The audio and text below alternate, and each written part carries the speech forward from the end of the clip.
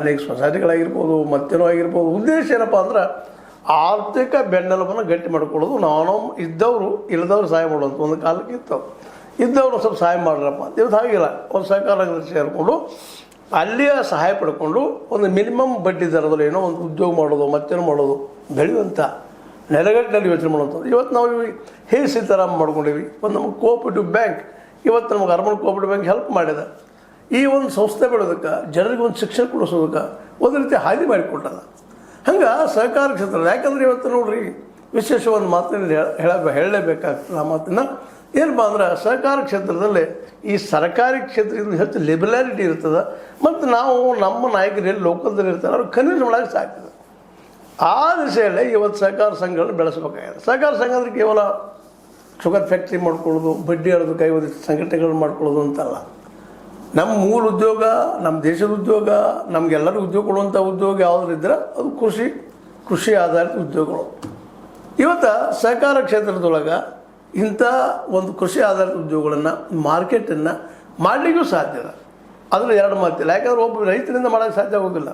But ಒಂದು ಸಹಕಾರ ಸಂಘಗಳಿಂದ ಸಹಕಾರ ತತ್ವದ ಮೇಲೆ ಮಾರ್ಕೆಟು ಮಾಡೋಕ್ಕೆ ಸಾಧ್ಯ. ಸರ್ಕಾರಕ್ಕೆ ಇದು ಭಾಳ ಯೋಗ್ಯವಾದದ್ದು. ಯಾಕಂದ್ರೆ ತಮ್ಮ ಏರಿಯಾದಲ್ಲೇ ಕೆಲವೊಂದು ಏರಿಯಾಗಳಿರ್ತಾವೆ. ಕೆಲವೊಂದು ಕಡೆ ಗೊಂಜಾಳ ಹಚ್ಚಿ ಬೆಳೀತಿರ್ತಾರೆ, ಇನ್ನೊಂದು ಕಡೆ ಜೋಳ ಹಚ್ಚಿ ಬೆಳೀತಿರ್ತಾರೆ, ಮತ್ತೊಂದು ಕಡೆ ಕಬ್ಬು ಬೆಳೀತಿರ್ತಾರೆ, ಮತ್ತೊಂದು ಬೆಳೀತಿರ್ತಾರೆ. ಅನೇಕ ಎಣ್ಣೆ ಪದಾರ್ಥನ ಬೆಳೀತಾ ಇರ್ತಾರೆ. ಈ ಒಬ್ಬೊಬ್ಬ ವ್ಯಕ್ತಿ ಇದ್ದಾಗ ಏನಾಗಿಬಿಡ್ತಪ್ಪ ಅಂತಂದ್ರೆ ಅದು ಸಹಜವಾಗಿ ಒಬ್ಬ ವ್ಯಕ್ತಿಗೆ ಎಲ್ಲನೂ ಮಾಡಲಿಕ್ಕೆ ಸಾಧ್ಯ ಇರೋದಿಲ್ಲ. ಅಂಥ ಪ್ರಸಂಗದಲ್ಲ ಒಂದು ಹಳ್ಳಿಂದಾಗ ಎಲ್ಲ ಉದ್ಯೋಗಗಳು ಇರ್ತಾವೆ. ಒಬ್ಬ ಮನುಷ್ಯನಿಗೆ ಬದುಕು ಏನು ಬೇಕು ಎಲ್ಲ ಇರ್ತಾವೆ. ಅಂದರೆ ಸಹಕಾರ ಸಂಘಗಳು ಕಟ್ಕೊಂಡು ಒಂದು 4-5 ಹಳ್ಳಿ ನಡ್ಕೋ 5 ಹಳ್ಳಿ ನಡ್ಕೋ ಕಟ್ಕೊಂಡು ಈಗ ಇದ್ದಾವೆ ಸಹಕಾರ ಸಂಘಗಳು. ಅವುಗಳ ಮೂಲಕ ಏನಪ್ಪ ಅಂತಂದ್ರೆ ನಾವು 2 ಕ್ಷೇತ್ರಗಳಲ್ಲಿ ಇನ್ನೂ ಬಲಿಷ್ಠರಾಗ್ಬೋದು ಅಂತ.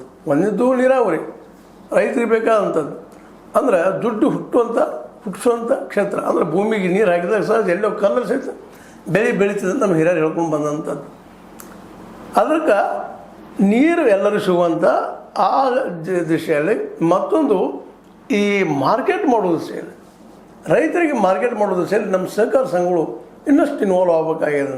ಇವತ್ತಿರುವಂಥ ಡಿಸಿಸ್ ಬ್ಯಾಂಕ್ ಇರಲಿ, ಇನ್ನುಳಿದ ನಮ್ಮ ಕೃಷಿ ಪತ್ತಿನ ಬ್ಯಾಂಕ್ಗಳು ಇರಲಿ, ಎಲ್ಲರೂ ಮಾಡ್ತಾ ಇದ್ದಾರೋ ಇಲ್ಲ ಅಂತಲ್ಲ. ರೈತ ಸಾಲ ಕೊಡುವಂಥದ್ದು ಎಂತು ಅಂತೇಳಿ.